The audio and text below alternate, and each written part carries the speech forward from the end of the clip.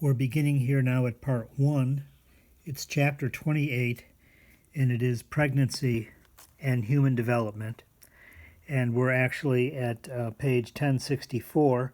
We're going to slip over here to this next page, 1065, and take a quick overview of what could be described as gestation from the moment of zygote formation, which is the fertilization of the egg or ovum. So sperm plus ovum is the zygote.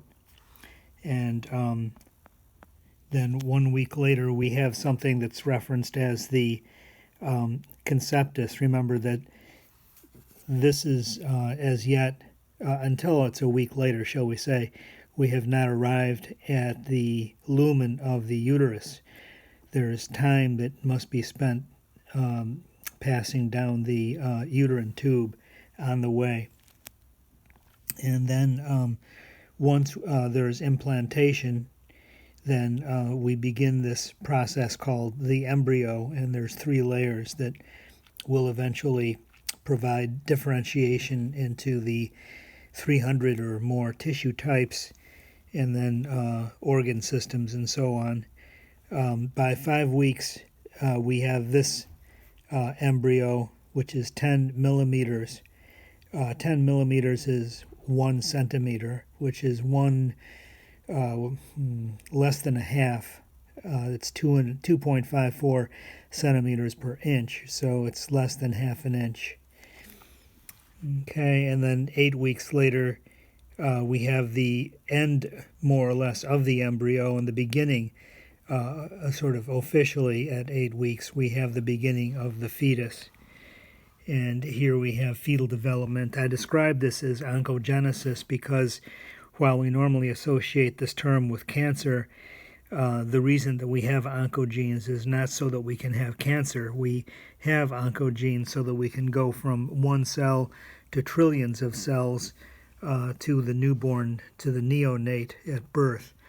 And then oncogenes are supposed to be turned off, and when they come back on again, then we have, first of all, there's the sign of fetal proteins in the blood when oncogenesis exists in adulthood. And so we know that oncogenesis is really the work of this period of gestation.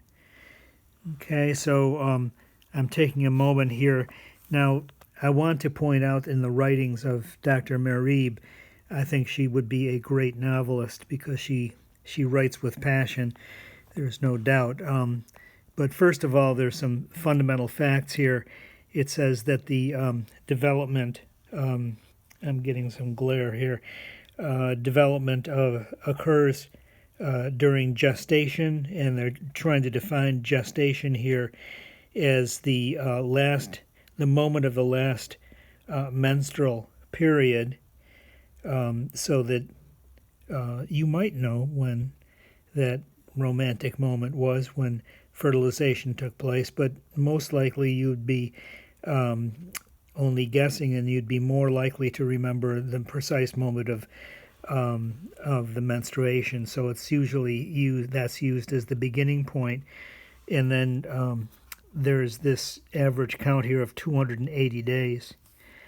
But the fact is that using this extra period of time from menstruation means that at the moment of fertilization, the mother is officially but illogically 2 weeks pregnant.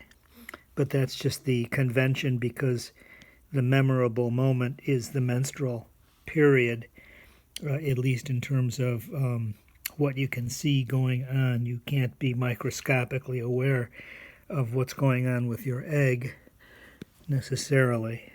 Okay, again, we have some glare here. I'm sorry about that. But there's this definition here. The oocyte, which is the egg, is viable for 12 to 24 hours. That's it, once it's been ovulated from the Graafian follicle. And then it's going to be, she refers to it as being cast out of the ovary. It's just, she can be so passionate. Most sperm retain their fertilizing power, it says here, for 12 to 48 hours. And so there's that overlap. In other words, the sperm can arrive before the event or just as the event is occurring. And so there's a window a little bit before that 24-hour period of viability, and but not beyond that. So there's possibly as much as a 3-day window, right? 48 hours if they're very healthy sperm, 24 hours if it's a very healthy oocyte. And then we press on to what I consider to be one of the most, how shall I say, graphic renditions of prose in the book. She's describing here the sperm transport and capacitance, which I find, I just have to read it because it's a rich moment in biological literature. It says, during copulation, a man expels millions of sperm with considerable force into his partner's vaginal canal. Despite this head start, most sperm don't reach the oocyte, even though it's only 12 centimeters, 5 inches away. Millions of sperm leak from the vagina almost immediately after being deposited. Okay, and then we go on here. The remaining millions more, here we are destroyed by the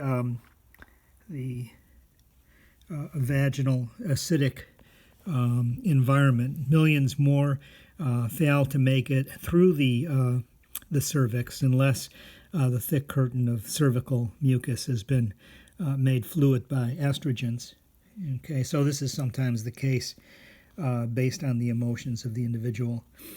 So moving right along, sperm, it says here, that do reach the uterus, propelled by their whip-like tail movement, are then subjected to forceful uterine contractions that act in a washing machine-like manner to disperse the sperm throughout the uterine cavity, whose thousands, and it says where thousands more are destroyed by resident phagocytes, and says that only a few thousand and sometimes fewer than 100 sperm out of the millions in the male ejaculate are conducted by reverse peristalsis. So that's a key feature here. Those that do make it to the correct oviduct, and there's, of course, 2 doors, once and inside the lumen of the uterus, that if the correct door is selected, then there is reverse peristalsis that takes the sperm to the uterine, up the uterine tube, and then to the oocyte, which may be moving leisurely toward the uterus. Okay, so sort of just reminds me of the evening of the debutante or something. I'm not exactly sure what to think about all this in terms of her anthropomorphism, but it's great. I love her prose. The key here is that we need approximately 50 to 100 sperm. And the reason that we need 50 to 100 sperm is this issue of capacitance.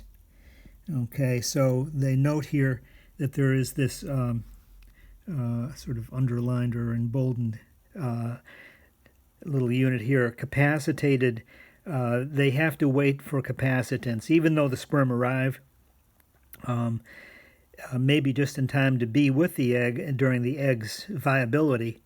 Nevertheless, there's a certain waiting period in which it could be from 2 to 10 hours, it says here, in which the acrosome has to become softened and metabolized and then available. The acrosome is that portion of the sperm at the very tip end of the sperm that is the enzymes required to break through the eggshell or metabolize the zona pellucida that's surrounding the egg.